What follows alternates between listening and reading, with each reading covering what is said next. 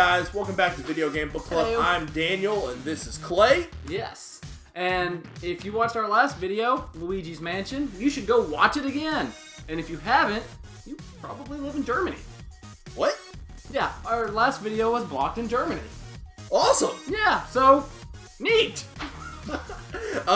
If you did watch it, you'll know that we announced our next game was going to be Castlevania Bloodlines. Yes, we did. We said that. Well, we lied. We totally lied. We're not doing Bloodlines. Sorry. We are doing Bloodlines, but not today, because Star Wars is coming out. Episode 7!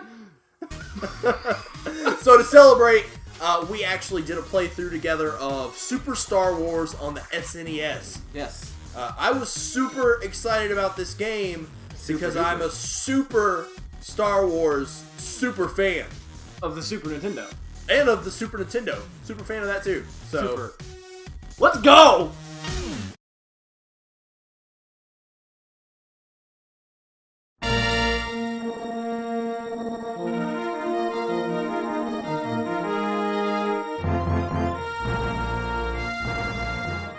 let's get this out of the way. Our original idea for this video was that we would play through all 3 Super Star Wars games and write up a story synopsis pointing out the funnier differences between the original trilogy movies and the Super Star Wars series. But then we actually played Super Star Wars. It was fairly brutal. Yeah, instead of a solid old school platformer, we were met with the hardest game we have played to date for our channel. Which actually may not be saying a whole lot if it wasn't for the fact that Daniel can't pogo jump to save his life. The difficulty spikes throughout the game are staggering. It basically gets to the point in some sections that if you do not have full health and a maxed out blaster, you might as well give up right then and there. So, instead of a humorous comparison of storylines to celebrate the return of the Jedi, we were menaced and attacked, all while seeking revenge against the Empire before us. This video will include spoilers, both for the story-light action game from 1992, as well as the original Star Wars movie that we all know and love. Honestly, what are you even doing here if you haven't seen Star Wars? Go right now, buy the movies and watch the original trilogy. It's an amazing franchise that deserves your time and money. And unless you're living under a rock, you know we're finally getting a new movie after waiting over 30 years. But Daniel, what about... I know what I said, Clay. On the surface, Super Star Wars is a fairly solid action platformer, along the same lines as the Disney licensed games on the Super Nintendo, or such classics as Earthworm Jim and Vector Man. Most of the game you'll be running and gunning your way through swarms of constantly spawning enemies, with the occasional, very frustrating, and way too drawn out platforming section. While there are games that have much longer platforming sections, the jumping controls in Super Star Wars are nowhere near as tight as they should be. Between missing jumps, because instead of your character doing a somersault like you wanted, they do a normal jump, to just straight up walking off the platform into nothing, or worse, into lava, the jump mechanics tend to be unresponsive and a point of much of our frustration. Each of your 3 playable characters, Luke Skywalker, Chewbacca, and Han Solo, come equipped with their signature blaster type, and Luke even gets access to a lightsaber once he receives it during the story. You can obtain several power-up items during the game, some of which are temporary, and others that will carry over from level to level. Your character's main weapons can be powered up 5 times, including our personal favorite weapon, the Proton Seeker.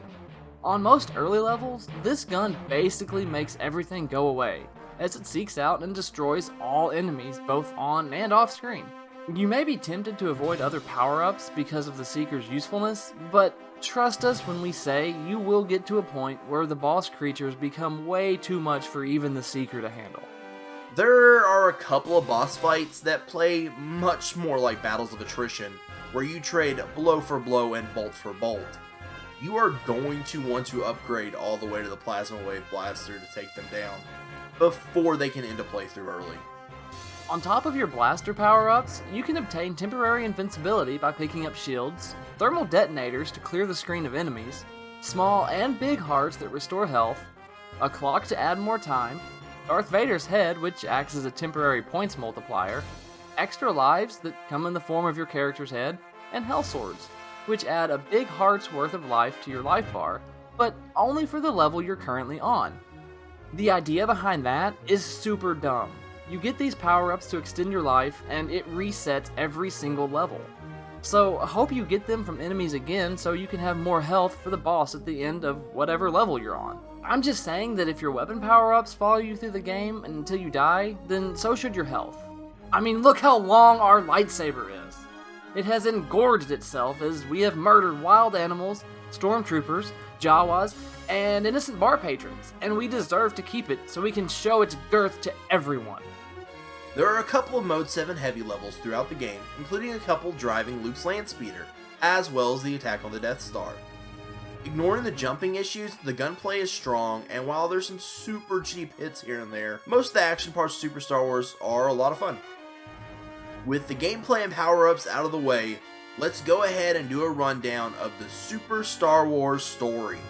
Super Star Wars starts out like all good Star Wars properties, with our reminder that this all took place a long time ago and in a galaxy far, far away, followed by the classic text scroll emulated onto the Super Nintendo console. The title screen brags about its stereo sound, and this is most notable during the classic fanfare that we all know and love. Here, like in the movies, we first learn about the Empire, the rebels and how they stole the plans for the Death Star, and Princess Leia's desperate attempt to return home with the Death Star plans in tow.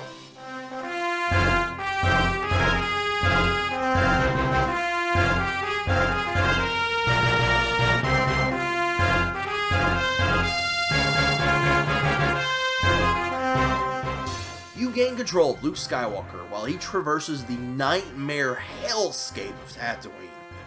I always thought that Luke wanted off this backwater planet because he was bored, but it looks like between the swooping Minox and the giant rad scorpions, I'd want to leave as well. You're greeted at the end of the level by your first boss, the Starlight Pit, which apparently is much more mobile than Return of the Jedi would have you believe. Just a quick tip, don't rush into this fight. If you go a little slower and don't jump into the sand pit, you can keep enough platform to stand on to make the fight pretty easy. Luke runs into C-3PO, still standing at the escape pod, and decides to help him retrieve R2-D2, because in Super Star Wars, Luke apparently hates Jawas. Remember that scene in A New Hope where Luke wonders why Imperial troops would want to slaughter Jawas?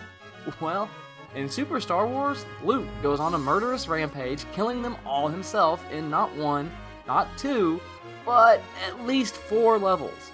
The last one, it's not like he even needs to. He's just killing Jawas for the fun of it at this point. The Outside the Sandcrawler level is the first of several frustrating platforming sections where we fell over, and over, and over again. Once you get inside, you also run into the first fairly difficult boss, and the reason I, much like Luke, grew to hate the Jawas.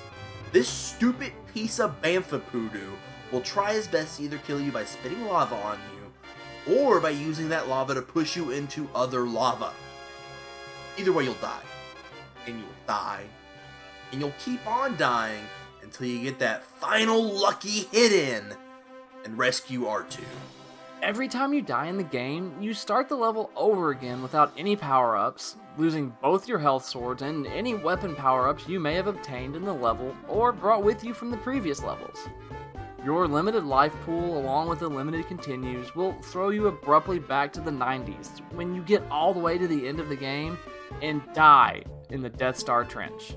After saving R2, Luke goes on a genocidal rampage to the Tusken Raiders' home and is rewarded for his homicidal tendencies by Obi-Wan Kenobi, who gives Luke his lightsaber.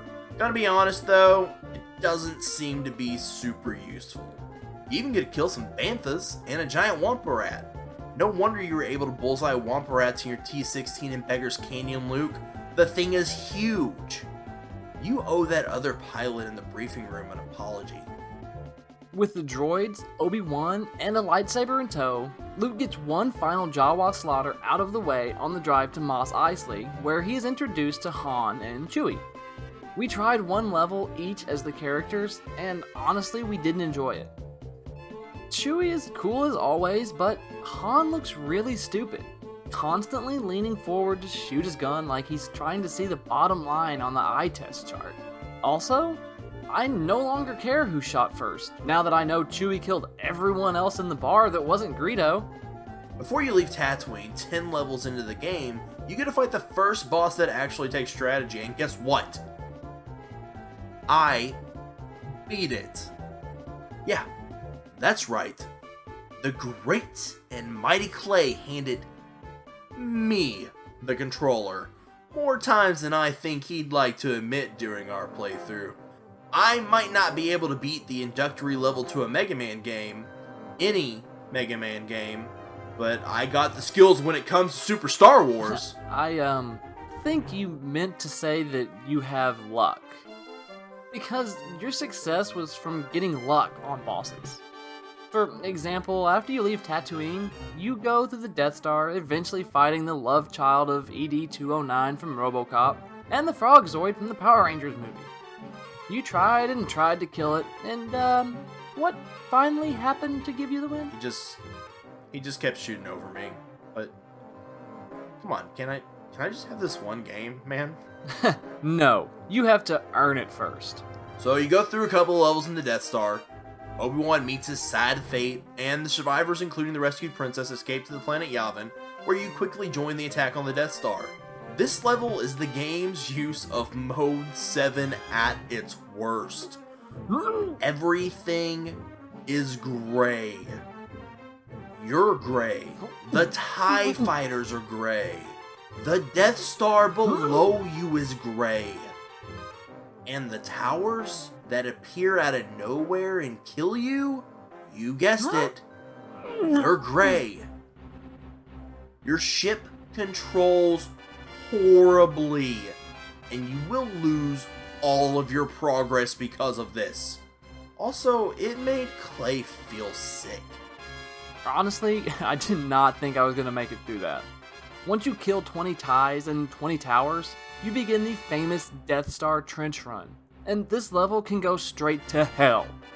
The game introduces a brand new first-person view playstyle, where your goal isn't really to destroy the incoming TIE fighters, but to defend yourself from their incoming fire. The distance to the exhaust port is displayed in your view, and once you get around 2,000, Darth Vader himself shows up in his TIE Advanced X1. Send him packing and you can finally destroy the Death Star, if you can figure out how to fire a proton torpedo.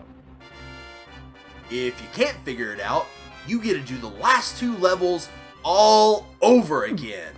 Yeah, that's right.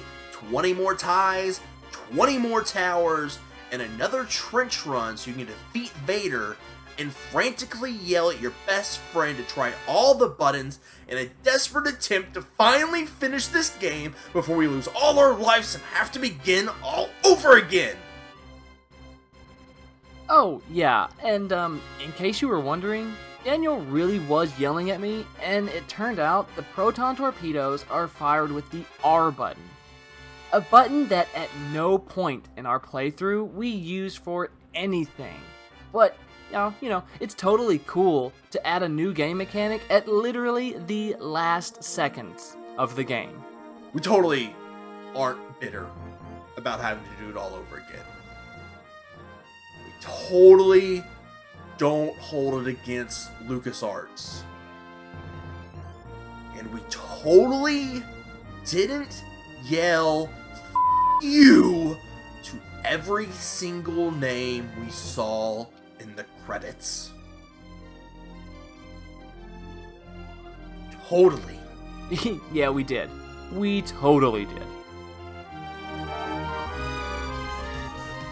That was super exhausting.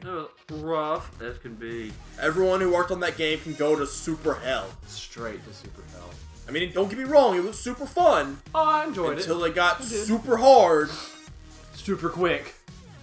And the bosses were super tough. Every one of them. And there was a lot of Super Mode 7 in it. At the end. Clay got a little vomiting. A little vomiting. But join us next time when we play through not a Super Nintendo game. No, we're actually going to play through Castlevania Bloodlines. We're going to do it. Yeah. I mean, I know we said we were going to do it last time, but then, Star Wars happened. Yeah, so. Star Wars. And I mean, that's gonna happen. yeah, Star Wars. yeah. So this is for real. Yeah. Super Star Wars is next. I mean, wait, no, that's what we just did. We just did Castlevania Bloodlines. Super like and super subscribe. Thanks for watching our video. We appreciate it. Yeah, we know you all are busy, and we love that you've taken time to hang out with us for a little while.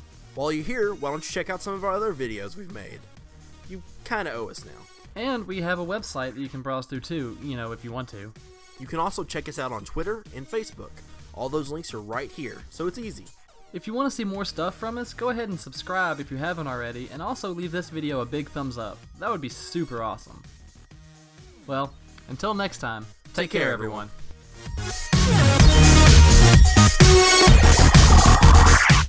Super like and super subscribe. That was like Castlevania Bloodlines. boom, nailed it. Shovel Knight.